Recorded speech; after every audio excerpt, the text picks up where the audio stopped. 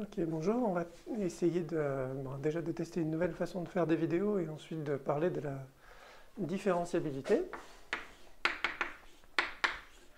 Donc là, le but, c'est vraiment de faire des choses très élémentaires. Je vais me baser sur des vieilles notes de cours de L3 et on va regarder le cas qui est officiellement au programme de la grecque, des fonctions entre espaces vectoriels de dimension finie sur R. Alors déjà, c'est quoi l'idée de la différenciabilité? C'est approcher au voisinage d'un point. Bon, pour l'instant, je vais faire comme si mes fonctions étaient définies sur Rn tout entier. Plus tard, elles seront peut-être définies seulement sur un ouvert. Donc, approcher au voisinage d'un point, ma fonction f, par une fonction plus simple. Ça, il y a plein de façons de faire ça. D'ailleurs, en itérant des différentiels, on verra des façons de plus en plus compliquées de le faire, mais le plus simple, c'est d'abord d'approcher par une fonction affine.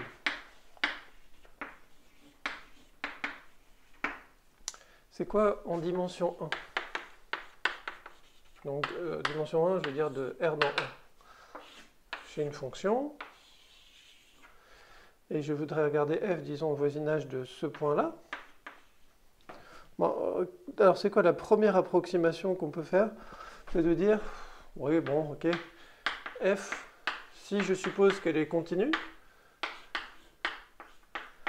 bon, ben, f, au voisinage de x0, elle est à peu près égale à f de x0. Oui, c'est la définition de la continuité. Je ne prétends pas avoir donné un sens précis à ce symbole-là pour l'instant. Si on veut faire un peu mieux, on regarde la tangente au graphe, et on dit, bon, bah, f de x, c'est à peu près égal au voisinage du point à f de x0 plus x moins x0, f' de x0. Ça, c'est la formule à laquelle vous êtes habitué pour les dérivés. Et là, on est en train d'essayer d'approcher la fonction f au voisinage de x0 par la fonction affine, qui vaut f de x0 en x0, et dont le taux d'accroissement, c'est f' de x0. Maintenant, qu'est-ce que ça veut dire précisément être à peu près égal? On définit la notion de petit taux, donc rappel.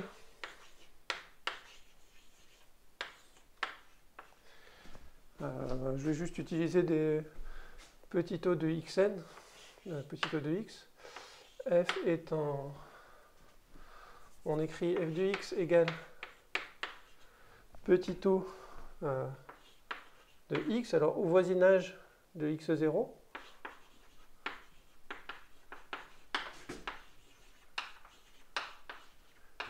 Et peut-être que je vais écrire petit h parce que ça sera au voisinage de 0 du coup. Si, ben, qu'est-ce que ça veut dire un petit taux en dimension 1? Ça veut dire je m'écris sous la forme h fois quelque chose qui tend vers 0.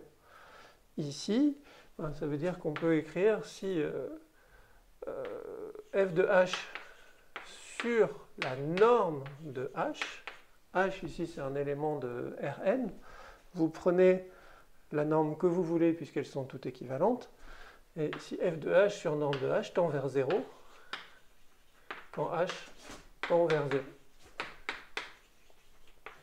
F s'écrit comme quelque chose qui tend vers 0 fois norme de h. On pourrait évidemment définir en général ce que c'est f est un petit taux de g, mais ici je vais juste utiliser ça. Alors maintenant on va revenir à la définition de la dérivée. Et après essayer de retrouver la définition d'une différentielle.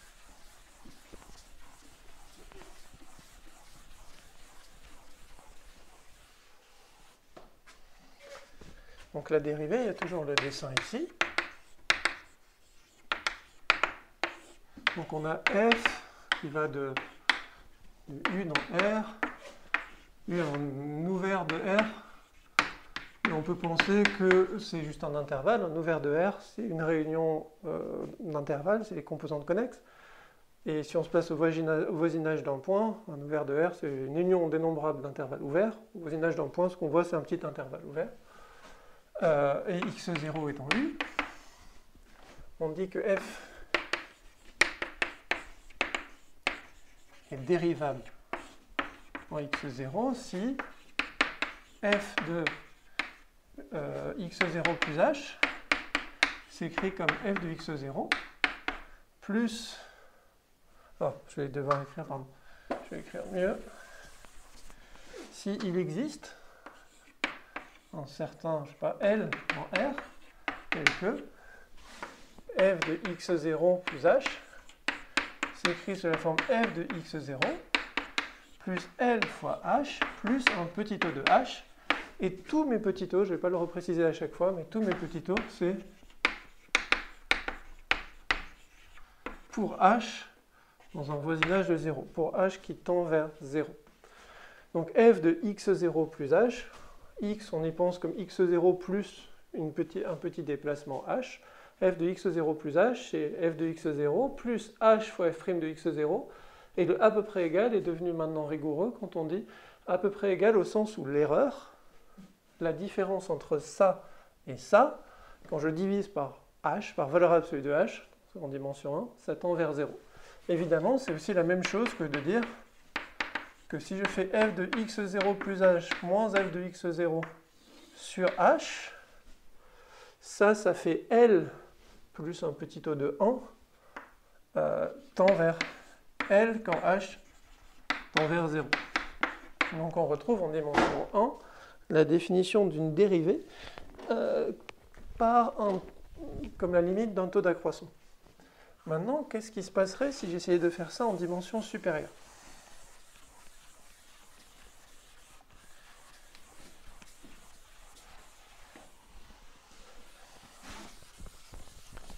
En dimension supérieure, finalement, qu'est-ce qu'on a dit? On est en train d'essayer d'approcher notre fonction par une fonction affine. En dimension 1, une fonction affine, bon, égale à f au point x0. Donc finalement, tout ce qui compte, c'est la partie linéaire, c'est ce coefficient L. Donc pour décrire une application linéaire de R dans R, on n'a besoin que d'un coefficient et c'est ce qu'on retient, c'est la dérivée. Maintenant, si on est en dimension supérieure, les applications linéaires deviennent plus compliquées. En particulier, au lieu de parler du nombre dérivé, on va parler de l'application différentielle. La différentielle, pour une application de R dans R, ce sera juste la multiplication par la dérivée. Mais en dimension supérieure, c'est plus simple de penser en termes d'application linéaire. Donc maintenant, on a U un ouvert de Rn, n est quelconque, et f de U vers Rp, avec un point x0 qui appartient à U. F est différenciable en x0 si on peut écrire s'il existe une application linéaire continue, comment l'appeler? Une application linéaire, pour l'instant je vais juste l'appeler phi de Rn vers Rp, linéaire,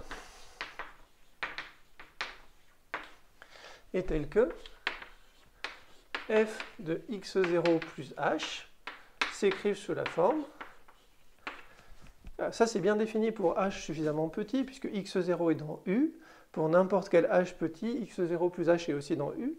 Donc ça s'écrit f de x0 plus mon application appliquée à h plus un petit o de h.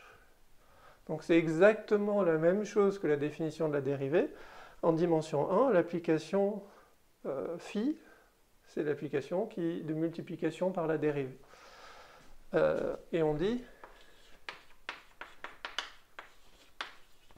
que phi, cette application-là, c'est la différentielle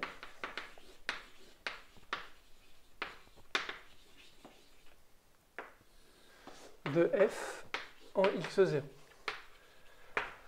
Là, il y a plusieurs commentaires. Le premier point, phi, quand h tend vers 0, phi de h tend vers 0. Donc s'il existe une telle application, f est nécessairement continu en x0. Quand h tend vers 0, f de x0 plus h va tendre vers f de x0. Donc comme en dimension 1 et pour la même raison, la différenciabilité, ça va impliquer la continuité.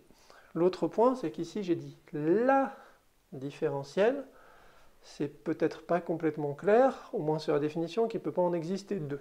Je vais juste rappeler pourquoi, mais c'est essentiellement la même chose que ce qui est écrit ici. C'est la même raison qu'il n'existe qu'une seule dérivée de R dans R. Et enfin, si on était dans des espaces vectoriels normés quelconques, il faudrait que je demande à mon application ici d'être continue. Phi devrait être linéaire et continue. Les seuls espaces normés pour lesquels toutes les applications linéaires sont continues, c'est les espaces de dimension finie. Et du coup, en général, j'aurais besoin d'imposer la continuité de phi. Comme je vais rester dans des espaces de dimension finie, je vais seulement parler d'applications linéaires.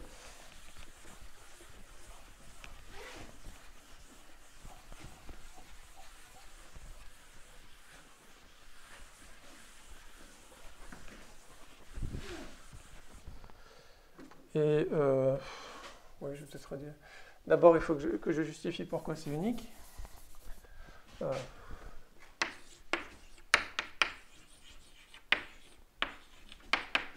ne vais pas le faire en détail. Je mettrai sur le forum les notes de mon vieux cours de L3 où il y a des arguments plus détaillés que je ne ferai pas toujours au tableau. Je vais juste écrire la raison de manière un peu condensée. Si on a à la fois f de x0 plus h égale f de x0 plus phi de h plus un petit o de h,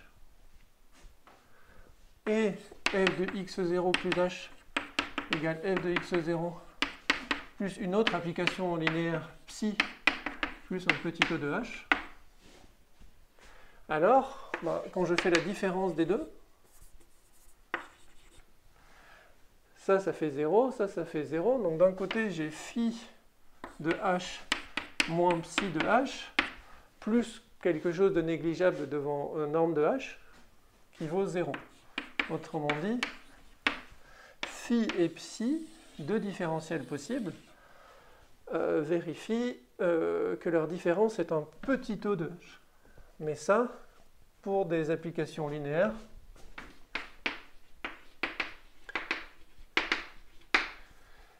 ça implique que phi égale psi. Pourquoi? Plaçons-nous sur une droite, h. Quand je regarde, si j'ai un vecteur, alors phi moins psi, c'est juste une application linéaire, je vais l'appeler f. J'ai f de h égale petit o de h. Si j'avais un vecteur h tel que f de h était non nul, qu'est-ce qui se passe? Disons que f de h égale 1. Qu'est-ce qui se passe quand je regarde f de norme de h fois h? Ça va juste faire norme de h. Donc quand je vais tendre vers 0, je vais tendre proportionnellement à norme de h. D'accord? Une application linéaire, le long d'une droite, c'est juste la multiplication par quelque chose. Donc certes, ça tend vers 0 quand h tend vers 0, mais la vitesse, c'est norme de h fois la valeur de f au point h. Or ça, c'est censé tendre vers 0 plus vite que norme de h. C'est censé être norme de h fois quelque chose qui tend vers 0. C'est possible seulement si mon application linéaire est nulle. Donc là, il y a un petit exercice, il y a une preuve écrite dans mes notes de cours, alors qui était très détaillée. C'était un cours de L3 qui était censé prendre les choses assez lentement. En particulier, je n'utilisais pas la notation petit o dedans, donc c'est un peu lourd. Mais je pense que c'est un bon exercice de vérifier ça. Et on note, je vais noter cette unique différentielle ici. Je viens de dire qu'elle était unique et je vais la noter df au point x0 parfois df indice x0, parce que comme ça c'est une application linéaire et une source de confusion souvent, c'est qu'on se retrouve à écrire df parenthèse x0, c'est mon application phi, parenthèse h, donc on a une succession de deux parenthèses, ça devient un peu illisible. Peut-être se rappeler, c'est une application linéaire qui dépend du point x0. Donc selon les cas, j'utiliserai les deux notations. Donc finalement, ma différentielle, c'est vraiment juste, l'idée c'est vraiment juste la même chose exactement que l'idée qui gouverne la définition d'une dérivée. Simplement, la difficulté, c'est que on a plus de possibilités de direction quand on est dans Rn que quand on est dans R. Et du coup, c'est un peu plus compliqué. Mais en particulier, si au départ, je pars de R, si mon application f elle va de R vers Rn, disons que f de x, c'est juste f1 de x, etc. jusqu'à fn de x, f est différenciable. Bon, ici j'aurais dû mettre un petit ouvert, c'est pas grave. F est différenciable en un point. Je vais quand même mettre un ouvert. Donc U, ça désigne toujours un ouvert. F est différenciable en un point x0. Si et seulement si quoi? Quand je regarde f de x0 plus h, ce que je vois c'est f1 de x0 plus h, etc. jusqu'à fn de x0 plus h. Et ça va s'écrire comme on veut, exactement quand chaque application f indice i est dérivable en x0. Et alors, c'est quoi la différentielle de f au point x0? C'est l'application qui a h associée. Comment est-ce que je bouge quand je fais une petite variation en h? C'est l'application f' de x0, f1' de x0 fois h. Alors quels sont... Ok, non, ça va être illisible si je l'écris ici. Je vais l'écrire là-haut.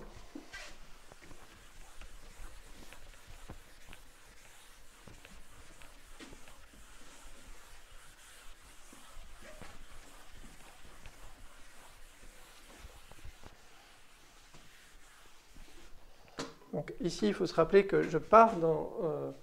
ici, du coup, j'ai perdu la notation. Je pars du cas où j'ai juste une variable réelle et j'arrive dans un espace de dimension n. Alors, qu'est-ce qui se passe quand je regarde f de x0 plus h? C'est juste f1 de x0 plus h, etc. jusqu'à fn de x0 plus h. Et ça, on a dit que c'était, quand toutes mes fi sont différentielles, c'est juste f1 de x0, etc. fn de x0, plus, c'est le même h qui se met en facteur partout, f'1 de x0, f'n de x0, plus, mes erreurs, elles étaient toutes négligeables devant h, la somme de n erreurs qui sont négligeables devant h, c'est encore une erreur négligeable devant h. Donc finalement, la différentielle de f au point x0, c'est donc l'application qui a h associé, h multiplié par le vecteur f'1 de x0, f'n de x0, et que dans ce cas-là, on écrit juste h fois f' de x0. D'accord? Donc, quand on a une seule variable au départ, on retrouve exactement la même chose qu'une dérivée usuelle, et c'est encore exprimé comme la limite d'un taux d'accroissement, où finalement on fait juste les taux d'accroissement coordonnées par coordonnées. Alors avant de finir cette petite vidéo de test, j'espère que je n'aurai pas eu de problème de mise au point. Donc avant de finir cette petite vidéo, je vais juste rappeler deux propriétés un peu rapidement, et je vous laisserai regarder les notes de cours s'il y en a besoin. Donc si f, g sont deux applications définies sur un même ouvert et à valeur dans un même espace, alors je peux regarder et qu'elles sont toutes les deux différenciables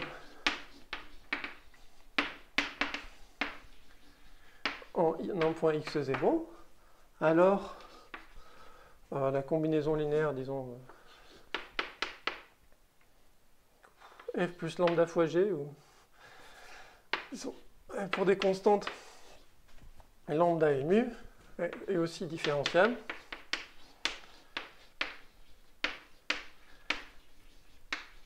En x0 et sa différentielle. Qu'est-ce que c'est la différentielle? Une combinaison linéaire. ce que je suis en train de regarder, c'est f de x0 plus h, c'est f de x0 plus quelque chose de linéaire en h plus quelque chose de négligeable. Pareil pour g de x0 plus h.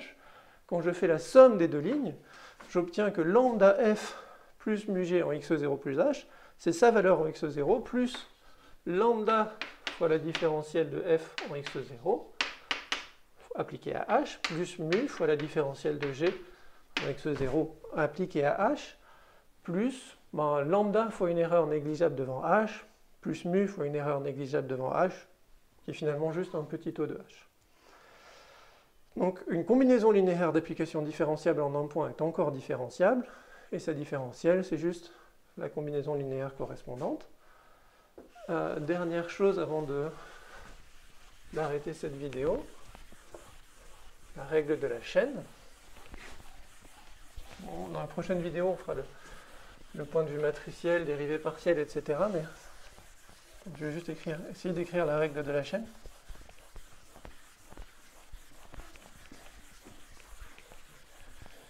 Donc là, je vais avoir des composés. Donc j'ai U un ouvert de Rn, disons V un ouvert de Rm, et j'ai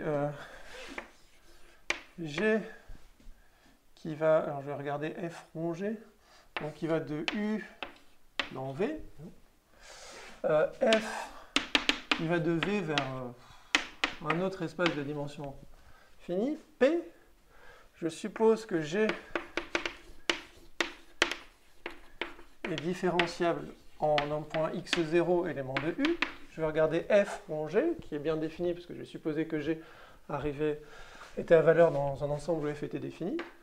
Donc je suppose aussi que F est différenciable, donc ça c'est les hypothèses, hein. Si F est différenciable au point où je vais l'appliquer, c'est-à-dire en G de x0, alors G rond F est différenciable en x0, et la différentielle de G rond F au point x0, c'est la composée de ce qu'on voit, c'est la même règle pour les applications dérivées, c'est G rond F' au point x, c'est G', j'ai écrit G rond F et j'aurais dû écrire F rond G. F rond G' au point x, c'est F' au point G de x multiplié par G' de x. La multiplication, ça correspond en fait à la composition des applications linéaires. Quand je compose la multiplication par quelque chose avec la multiplication par quelque chose d'autre, j'obtiens la multiplication par le produit. Donc en termes d'application linéaire, ce qui était une multiplication en dimension 1, ça devient une composition en dimension supérieure, c'est-à-dire la différentielle de f au point g de x0 composée avec la différentielle de g au point x0. Et ça, c'est ce qu'on appelle la règle de la chaîne.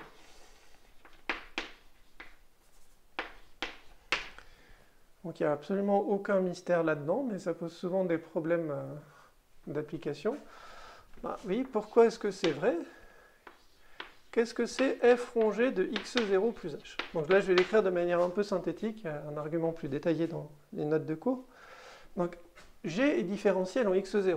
Donc je sais, donc ça c'est f de g de x0 plus h. G de x0 plus h, c'est g de x0 plus h, plus différentiel de g au point x0 appliqué à h, plus quelque chose qui est négligeable en h. Mais ça, c'est un h', c'est-à-dire c'est quelque chose qui tend vers 0 quand h tend vers 0. Comme f est différenciable en g de x0, je peux maintenant appliquer la différenciabilité de f pour obtenir que c'est f de g de x0 plus la différentielle de f au point g de x0 appliquée à mon h', donc qui est différentielle de g au point x0 de h plus petit o de h, tout plus quelque chose qui est négligeable, donc ça c'est ce que j'ai appelé à l'oral h', plus quelque chose qui est négligeable devant h'. Mais h', sa norme, c'est plus petit qu'une certaine constante fois la norme de h, la différentielle de g en dimension finie. C'est une application linéaire, elle est continue. Si j'étais en dimension supérieure, ça m'aiderait d'avoir supposé que c'était continu ici. Donc ici, la norme de H' est contrôlée par la norme de H, plus quelque chose de négligeable devant la norme de H. En particulier, si je suis négligeable devant la norme de H', alors je vais être négligeable devant la norme de H. Encore une fois, la norme de H' est plus petite qu'une certaine constante fois la norme de H, plus quelque chose qui tend vers 0 fois la norme de H. Donc la norme de H' est plus petite et contrôlée par la norme de H. Du coup, petit O de H', ça va être aussi un petit O de H. Donc maintenant, si je développe juste ce calcul, j'obtiens f de g de x0 plus, par linéarité de mon application différentielle, df au point g de x0 appliqué à dg x0 de h, ça c'est un terme linéaire en h, plus une application linéaire appliquée à quelque chose de négligeable devant h, ben, c'est de normes plus petites que la norme de ce machin-là fois quelque chose de négligeable devant h, plus le petit O de h' dont je venais de dire qu'il était négligeable devant h, il me reste plus un petit O de h. Et encore une fois, des calculs assez détaillés, assez lourds, sont présents dans les notes de cours. Si on regarde, je viens d'écrire f rond g au point x0 plus h, c'est sa valeur en x0, plus une certaine application linéaire, qui est exactement df au point g de x0, composé avec dg au point x0, appliqué à h. Et là, on voit que j'ai mélangé un peu mes notations. J'aurais sans doute dû écrire dg au point x0 ici. On va utiliser les deux notations de manière un peu interchangeable, plus un reste négligeable devant h. Et ça nous donne la règle de h. Le plan pour la prochaine vidéo, ce sera de faire le lien avec la notion de dérivée partielle, voir ce qu'est une matrice jacobienne, qui sera juste la matrice de l'application différentielle, faire le lien avec les dérivées partielles et parler d'application séant. Une fois qu'on aura fait ça, on se demandera peut-être comment dériver une deuxième fois. On parlera du lemme de Schwartz, on parlera de l'inégalité des accroissements finis, bref, il nous reste pas mal de travail. Et sur cette note, on interrompt, on conclut cette première vidéo. Merci.